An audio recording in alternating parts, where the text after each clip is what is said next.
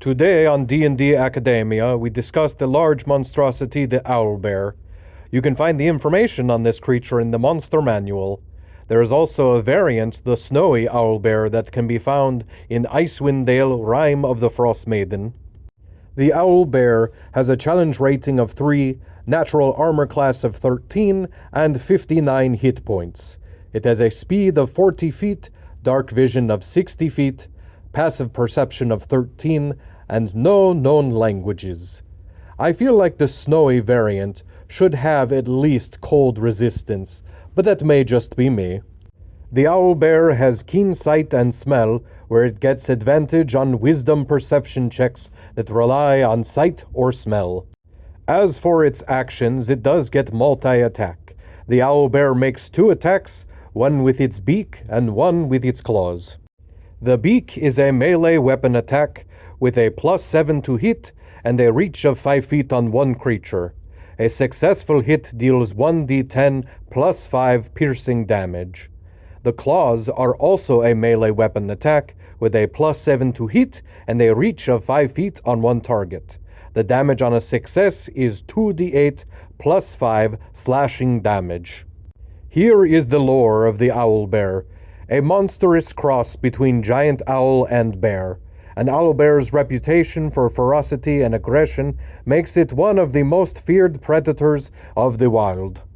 An owlbear's screech echoes through dark valleys and benighted forests, piercing the quiet night to announce the death of its prey.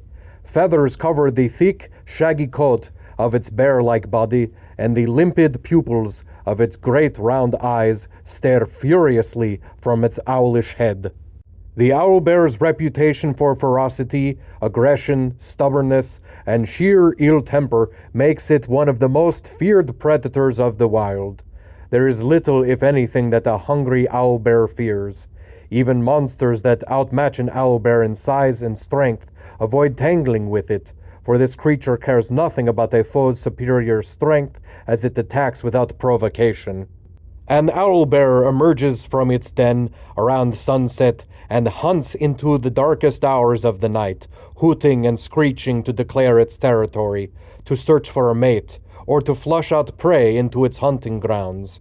There are typically forests familiar to the owlbear and dense enough to limit its quarry's escape routes. An owlbear makes its den in a cave or ruin littered with the bones of its prey. It drags partially devoured kills back to its den, storing portions of the carcass among the surrounding rocks, bushes, and trees. The scent of blood and rotting flesh hangs heavy near an owlbear's lair, attracting scavengers and thus luring more prey. Remember, there are many types of owls and bears out there in the world, so feel free to vary how your owlbears look as well. Owlbears hunt alone or in mated pairs.